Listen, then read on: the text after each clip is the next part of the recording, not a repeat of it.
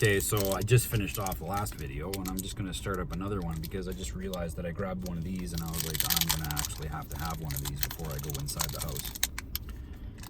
Chocolate peanut butter cups. Anyway.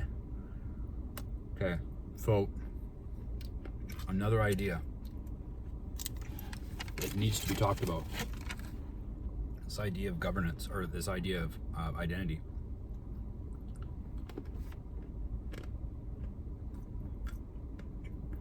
You know, this is, I think literally it could be the flip side of the centralized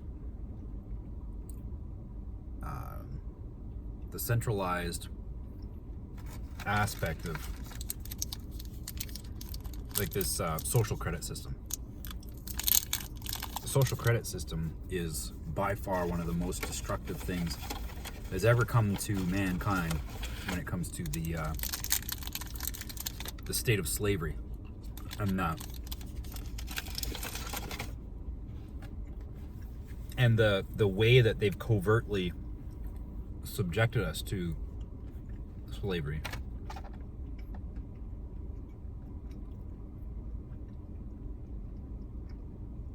The self-sovereign identity allows someone to actually create an entity that is their own. See, we're right now in a situation, and you know what? People are gonna say, no, it's not true, Paul. Shut up.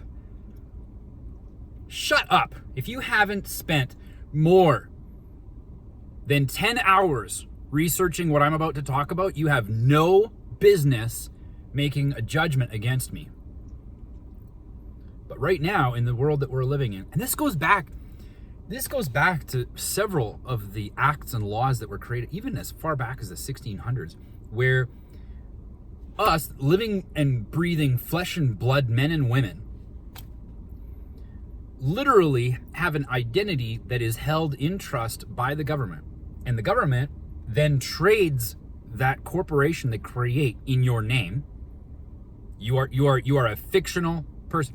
And in 1666, I think it was, an act was made to basically say, okay, so the person is dead, and therefore you need representation in order to come to court. Because according to their world, in their rule book, you're a fictional character. And the only reason they're able to do that is because they were able to create it. So you have no life because they created it. They are not capable of creating life. But they went ahead and created this entity, and they named it your name, but it's actually a corporation, and they put trusts into it and everything. And again, like I say, you might think that that's absolutely hogwash. And the only reason you're thinking that is because you haven't even done the most basic research around the matter. So your opinion is invalid. I'm happy to debate it. But if you're just going to comment on my YouTube channel and say that I'm just saying hogwash while I have, I don't know, 8 to 10 peanut butter cups, you can go to hell.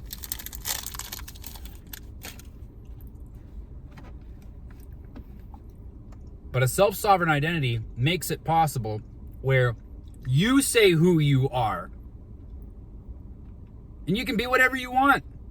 You want to be another gender? Go for it. I don't give a flying fuck what you do with your self-sovereign identity. Why? Because I have the freedom of association, just like you do. You're free to associate however you want. And I have no judgment against people who want to take on an identity that's non-conventional. I got whatever. Go ahead and do it.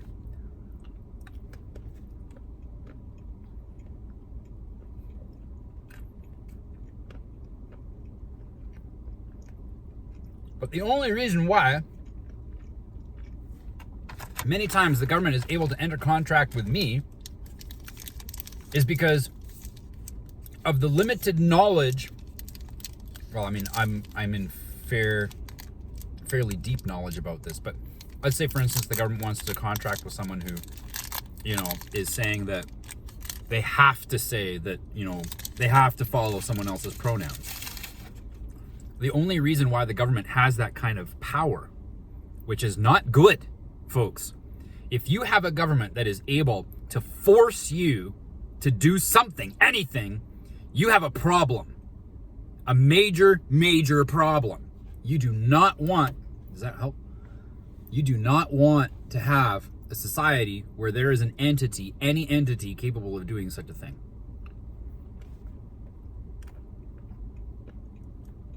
But the reason why they can is because you, in their eyes, are not the living flesh and blood man or woman. In their eyes, when you walk into that courtroom, when you get approached by a police officer, when you're engaging in politics, all of that stuff, as it sits right now, you are not a living, breathing man or woman. You are not a sovereign being. You are a fictional creation, a creature of government, something the government created, a corporation that they have trusts in. So they are very much interested in whether or not you are profitable to them. So they have jurisdiction over their creation. And because you are not aware of the fact they have this jurisdiction over you, you have to be represented in court. Anyway, when we can decentralize the power to the level of what's capable in blockchain,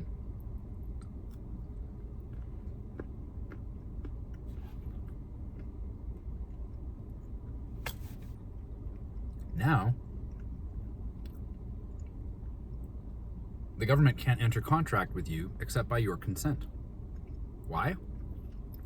Because you own you. There's no one else that has jurisdiction over you except for you. And the only way that you can be restricted is that if you've caused harm, loss, or damage to someone else, and they are entering contract with their community to ensure that the remedy is sought.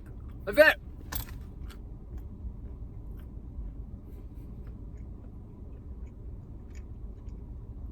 Which brings us back to the incentive.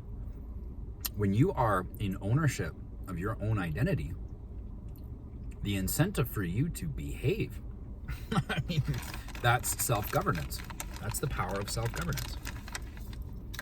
I'm going to talk about self-governance in another video some other time. But I think I've only got 2 left. No, yeah, so 2. I got this one here and then that one there. And I'm feeling the sugar buzz. Oh my goodness, Taya's going to be so mad when she watches this video. If she watches this video.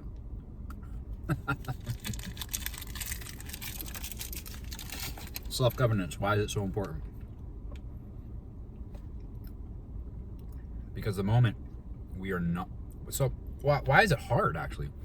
Why have we not just naturally gone this way? Why is it that every time we have a revolution,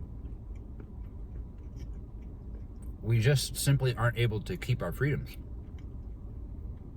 It's because being self-governing takes something that's actually quite difficult. A lot of people do not like doing this. To be self-governing, you have to have self-responsibility. If you don't have self-responsibility,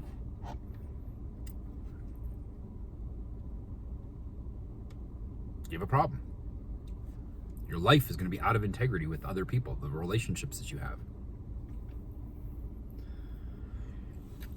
And there's even the word responsibility. I can talk about that for a little bit, maybe. Nah, I've only got one more peanut butter cup.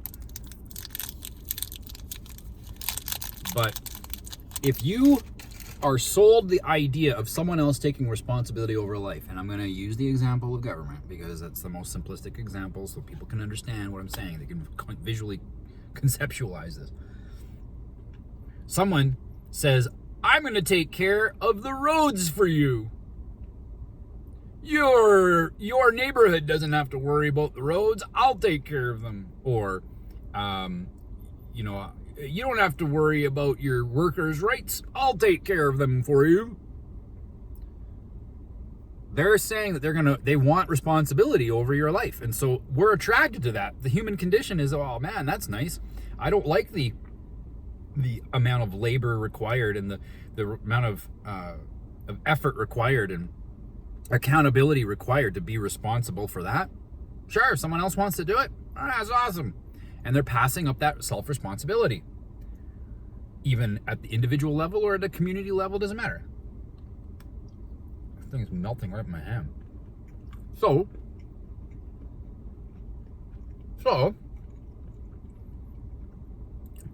they pass up that responsibility to someone else. But the moment you pass up self-responsibility, you're also passing up self-governance. Bad news. Because the moment you pass up self-governance, you are passing up freedom. The ultimate freedom is self-governance. We've known this for thousands of years.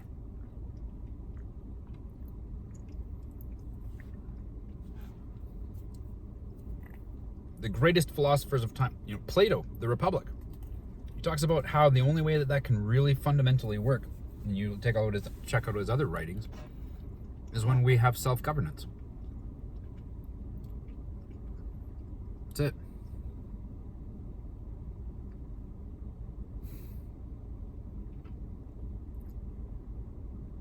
With a self-sovereign identity, now the incentive is there, present for you, because everything that you do is you have to be held accountable to yourself, not to someone else. And that's why I say this is almost like the ultimate combat against the social credit system, because in the social credit system that is being presented, the idea is that you're going to be accountable to an entity that tells you what's good or bad. Their moral compass is all that you have to be in line with. And the problem with that is that the entity that is saying that you have to follow their moral compass is the leading cause of death. You don't believe me on that? Go look at how many people died due to government order or decree in the 1900s alone. Leading cause of death. So the leading cause of death right now is proposing, government is proposing to tell you how you can and cannot live your life with the social credit system. And the reason why they can do that legally and you can't do anything about it is because they have subverted your identity and created a fake entity. Look up the Black's Law Dictionary, the word person. It does not refer to a flesh and blood woman or man. It refers to a fictional entity. That entity is a creature of government. It's a creation of another entity that has power over its creation. A self-sovereign identity would make you sovereign away from any of those control mechanisms. And what gets put on your record as a self-sovereign, you can say it's private. You can know that it's private. That's what's so cool, is you can create something that is private. But the moment you start interacting with other people, the moment your relationships involve the contract, that becomes public, or it can be made public by consent of anybody who's involved in that contract. So if you wrong someone, you can say, oh, I'm going to keep that secret. But the person you wronged, they might say, I don't want to keep it secret. I need remedy. And so therefore I have to disclose what happened. But you can keep secret all the things you want to keep secret if you absolutely want to. But just this whole concept of self-sovereign identity makes it where you are going to be more, I've said it before, and I'm just saying it again because, again, I told you I was going to do whatever the hell I wanted on this video channel. But a self-sovereign identity makes it where people are incentivized to be self-governing. And it's a beautiful thing. And I'm excited. I'm excited to be watching this all come together. And I hope that in any way possible that I can be of help, let me know.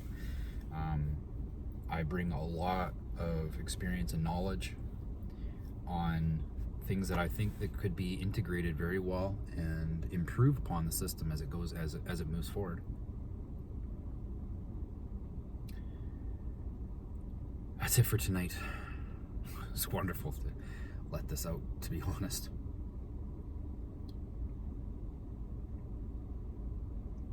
I have felt so helpless and even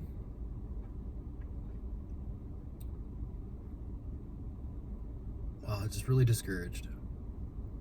Just really discouraged sometimes because I talk like this and people don't get it. Like, I've got such a small audience of people that just don't, that get it, and yet I feel sometimes that I can't get my ideas out because I dominate the conversations and blah blah blah. So that's what I got this channel for, so I could get it out and just get it off my chest and clear my mind sometimes, because the things that I'm sharing with you, that's like the scratch of the surface. I got so many things in here that actually bothers me sometimes, and I think it affects my work. So I'm so glad to have this channel that I can get the ideas out and start collaborating with people that see that value the same things that I'm valuing. I'm so excited for that. Anyway, that's it. Good night.